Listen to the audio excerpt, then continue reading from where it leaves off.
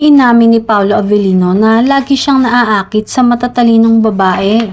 Actually, wala akong preference sa looks. Gusto ko lang talaga masaya kasama, madaling hatakin, cowgirl at hindi maarte. Ganun lang. Nang tanungin kung nakikita niya ang mga katangiang ito kay Kim Chu, sinabi ni Paolo, si Kim ay napakatalino na tao, maganda pa. Gayunpaman, marunong magluto. She looks like she's maalaga. Nagko-coffee kami. Gym, jogging. Yun nga ang bonding namin. Lumalabas kami ng tent tapos nagkakape lang kami sa labas. Minsan may awkward din na time kasi nagkakape lang kami. Hindi kami nag-uusap, cellphone lang siya, cellphone lang din ako ng matagal.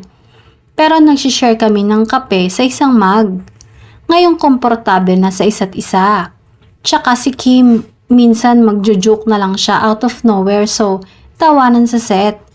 Yun siguro yung nag-break ng barrier or ice between us. Yung mga jokes ni Kim para maging komportable kami.